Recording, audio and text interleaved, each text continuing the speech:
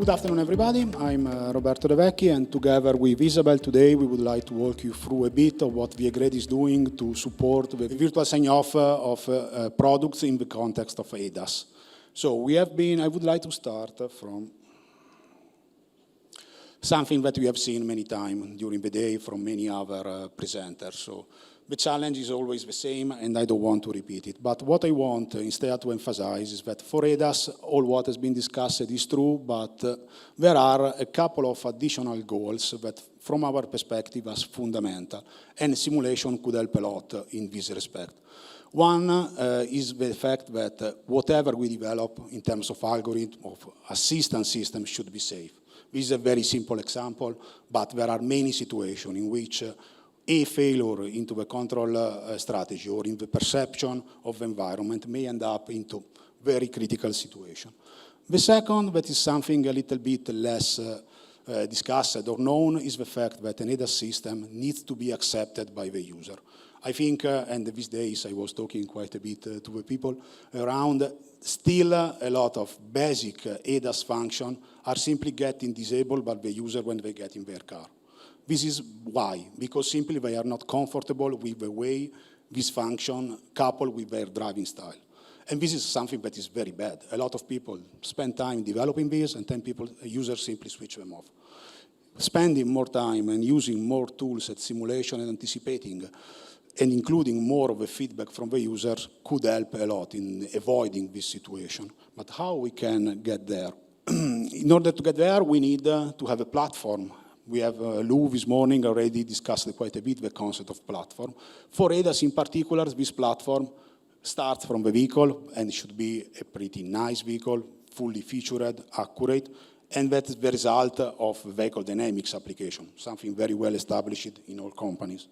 We need environment, so something, a place where you can exercise this vehicle. But this environment should be alive, so you should have road users that moves in a realistic way and you can control. And later on, Isabel will spend some time showing what can be done using our toolchain. An ADAS is a control function that could be developed and integrated as a software component or as an ECU. You need to be able to do all these and plug everything together. I don't think I need to say anything more on HMI. Julian already explained all what are the requirements in this direction, as well as for the driver monitoring, measuring the state of the driver while doing, or the occupants, while doing the experiment is fundamental. For example, for achieving the stress level induced by certain maneuver. And finally, we go back a bit to what Christoph explained before. The possibility to rely on a real-time system open up a lot of possibility of expansion of the system for hooking up hardware, even the question that has been put to Christoph this morning about the possibility of connecting sensor in the loop like the radar using an appropriate rig is something that is very important to improve the accuracy of our simulation. So, but at this point, once you have all this scenario, in order to do the development, we can start from an offline environment. What does it mean? It means that on whatever laptop, you can start putting all the bricks together, defining your mission, your scenario. In this case, we have a very simple NCAP maneuver. And from there, you can define and parameterize this scenario. We decided to offer these capabilities, first of all, as a MATLAB integration. Why? Because all control system work happens in MATLAB still today. So the most natural way to give access to customer in a kind of very nice workflow was expose the VI-WorldSim capabilities with a dedicated library into the MATLAB environment. Once I have defined my own plant, I connect the vehicle, I include the controllers, I can define my design space, I can start running multiple simulations, checking the output, defining my KPIs, extract indexes for what the simulation is producing, and progress with the development. Is this sufficient? Of course not. With this, we can get a nice tool to progress the development, to, for example, be turned later on into a platform for regressioning against any change into the software strategy. Another application that the same structure can fulfill is data generation. in order to test any kind of artificial intelligence system, we need data. This data can be measured, but is even more important to generate them in a synthetic way. So in this case, we have an urban environment with many road users, we have multiple sensors stored in the car, and the system is producing this data for us. This data can be stored and reused and consumed in real time or later on as a post-processing stage. Trying to do another small step, so in order to overcome the limits of an offline simulation, we start looking at an online simulation, so playing with driving simulator, including human in the loop, including hardware. In these few set of movies, we have a short summary of different typical driving assistance functions: adaptive cruise control, traffic sign recognition, assisted emergency braking. So some of these you have seen this morning who tested the ADAS experience here. There are potentially any kind of function can be tested. And this can be done together with a human, so collecting the subjective feedback on one side, but also start considering and measuring the level of acceptance of certain function. Together with also the possibility of having variation over the test. Until when we are in the offline testing scenario, we can of course create 1,000, let's say many tests, but we will never have the full spectrum. With a human in the loop, you always have a variability of a human. Multiple driver will approach the same maneuver in different way. This increases also the robustness of the way we are testing things. And when we need to do even more complicated things, we can start line up multiple humans into the same simulation, so connecting multiple driving simulators. This is the best way to expand the number of tests, once again, to implement very complicated test scenario, and ending up with a more robust procedure for designing our ADAS control function.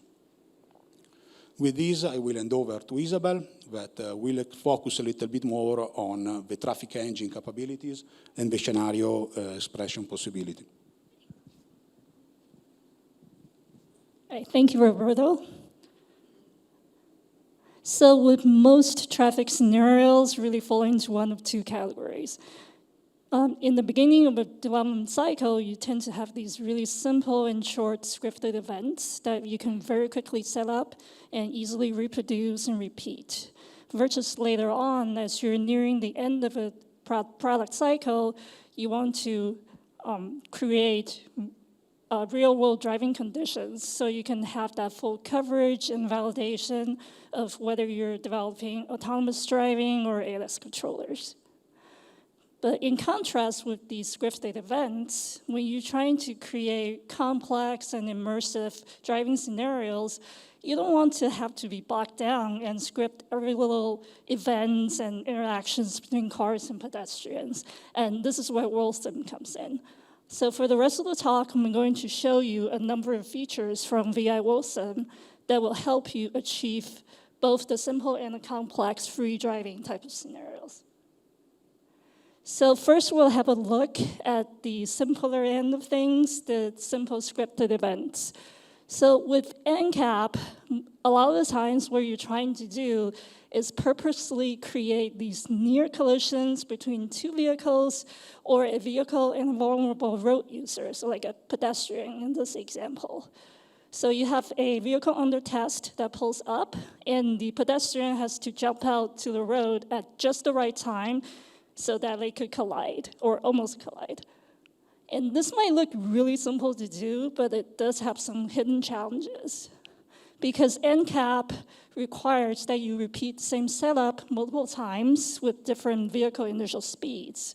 And on top of that, your vehicle under test might be driven by either human or machines, and therefore introducing speed variations. So having to time that pedestrian to come out at the right time, every time, can actually be tedious and require some trial and errors. In VI-WorldSim, we have intelligent AI-controlled pedestrians that would take the guesswork out because it would figure out the right timing and speed based on how fast or slow the vehicle is approaching and synchronize itself to that and do all of that work for you. So I'm going to show you a little video here. You can see the car is pulling up, And the pedestrian is self-adapting and figuring out how fast it needs to come out in reaction to the vehicle. So I'll explain a little bit. You can see there's a trigger box that's attached to the moving vehicle, and you can specify how many seconds it needs to project ahead of the vehicle, no matter the vehicle's current speed. And that, in turn, will inform the AI pedestrian the timing to come out and also the exact amount of time that it has to reach the end of that trajectory. So all of that synchronization is automatic. And here's a look at one of the example NCAP car-to-car tests. So similar to the pedestrian setup, you want to purposely make two cars approach each other and cross and create a collision, and you can see if, usually this is for testing ADAS features like ABs and see if that kicks in time. And to do this kind of testing, in WorldSim, you can create custom trajectories and specify the exact timing and speed, and the AI vehicles will figure out for themselves how to satisfy those constraints and drive those trajectories. Next, we'll take a closer look at triggers, which is the scripting system in WorldSim. So you can see in this example, I've placed some vehicles on the highway, and without doing any scripting, if you just hit play now, you already have traffic because the AI would just kind of do their own thing. But let's say I want to purposely create a reckless driver that is going to exit the highway too late and cut everybody off. Right, so I put out a trigger. So trigger in general is a volume. So when either a pedestrian or a car goes into it, you can script the event. And in this case, I'm going to choose a car. And when it goes into that box, I want it to start driving that trajectory. So you can see here, I selected a car. And I say, when you go in the trigger box, I want you to change state and start driving that trajectory I just drew. And I'm also changing a couple properties so that it would ignore collisions and be extra aggressive.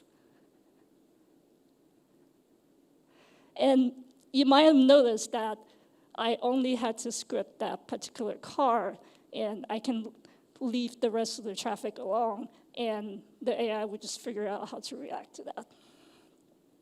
And it's also worth mentioning that in addition to traffic events, you're also able to use triggers to activate physical events on the simulator. Some of my colleagues have set up experiments such that when the driver goes in the trigger, it sets up a wind gust and kind of throws the car around. And another fun thing that you can do with triggers is instead of placing it stationary on the ground, you can attach it to a moving vehicle. In this example, if you kind of imagine the black car as being the eagle, when it goes into either of those trigger boxes, kind of like the blind spots of the green AI car, the AI car is going to change lane and cut it off on purpose.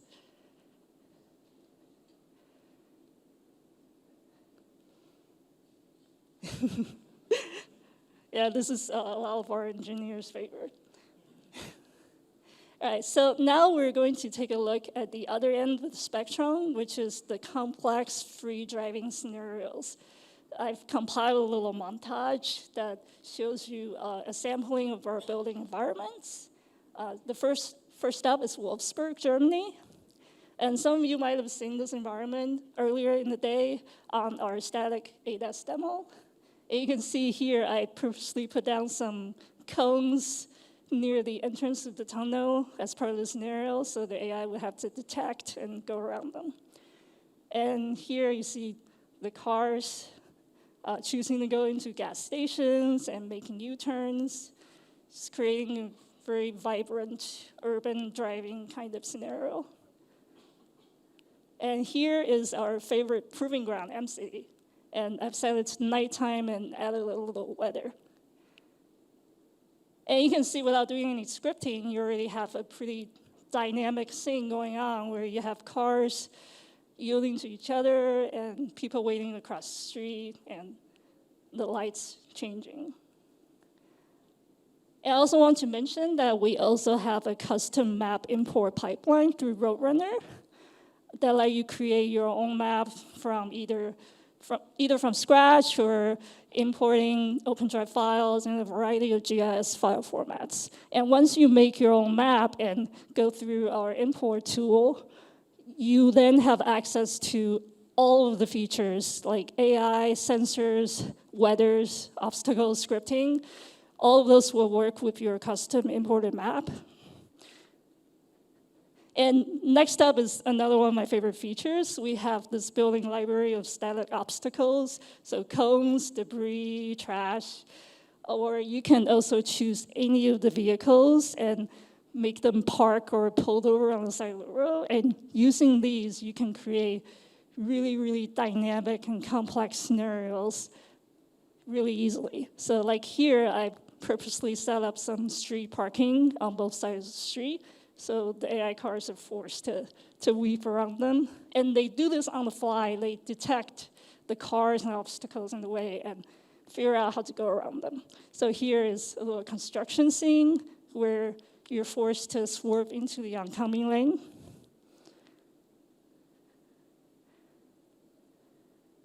So again, no scripting required with this.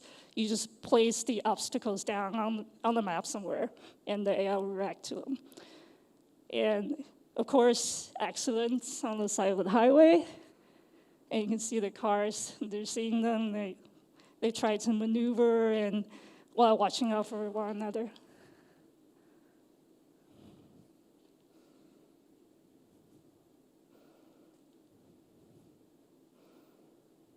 All right, so last but not least, we also have vehicles driving in reverse in the sim, and it's available as either a scriptable behavior or it's available in the free driving AI as well. So the AI might randomly decide for itself that it wants to back out of a parking space or a driveway, or if you set it up with maybe triggers or a scriptable event, and you can do something like test a rear sensor or a backup camera and things like that.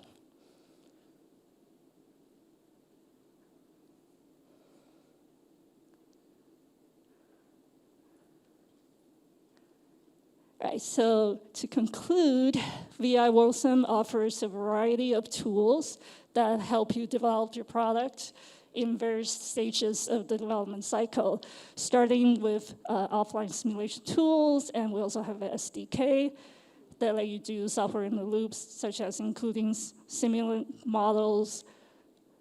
And later on, as you go through the process, you might selectively swap out some of the software components with hardware ones. So you can get closer and closer to that physical prototype.